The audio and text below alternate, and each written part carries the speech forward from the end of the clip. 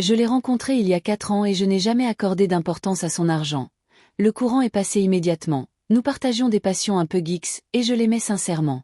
Alors, quand il m'a annoncé, tout sourire, que sa famille avait passé 11 mois à me tester en secret pour savoir si j'étais intéressée, j'ai été prise au dépourvu, anéantie et humiliée. Ils ont inventé des licenciements, murmuré des histoires de difficultés financières, et m'ont même suggéré de me préparer à le soutenir, m'obligeant à gérer mon budget, à économiser et à faire des sacrifices, tout en le rassurant et en lui témoignant leur amour, pour finalement révéler qu'il s'agissait d'une manipulation orchestrée suite au divorce houleux de son frère. Il a transformé notre lune de miel en un séjour dans un hôtel de luxe en guise de récompense, mais je me sentais lésée, honteuse et trahie, sachant que ma réputation avait été passée au crible dans mon dos et que ceux que je considérais comme ma famille m'avaient jugée pendant près d'1 an. Il insistait pour que je me sente en sécurité, que j'avais prouvé que je n'en voulais pas à son argent, mais je n'arrivais pas à me défaire de cette humiliation et de cette confiance brisée.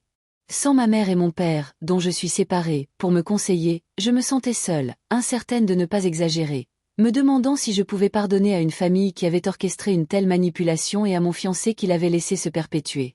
Les jours suivants, il a admis avoir su dès le début du test, mais ne l'avoir pas arrêté, révélant ainsi sa difficulté à tenir tête à ses parents et sa volonté de les laisser continuer à observer mes réactions. J'ai alors compris qu'il avait lui aussi été manipulé, mais cela n'effaçait pas les dégâts. J'ai envisagé une thérapie de couple, de contacter l'ex-femme de son frère et de fixer des limites, mais finalement, j'ai reconnu ma propre tendance à vouloir plaire à tout le monde et la nécessité de prendre du recul. J'ai donc décidé de rompre nos fiançailles et de prendre du recul pour me recentrer sur moi-même et le laisser affronter l'influence toxique de sa famille,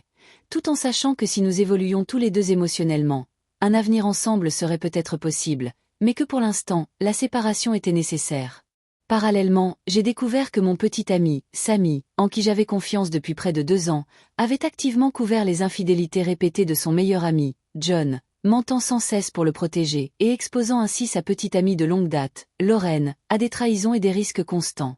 En apprenant cela, ma confiance s'est instantanément brisée. Son excuse, selon laquelle sa loyauté envers un ami justifiait ses mensonges, était absurde, et, confrontée à la vérité, son attitude désinvolte et ses tentatives de rationalisation ont révélé l'ampleur de son mépris pour autrui.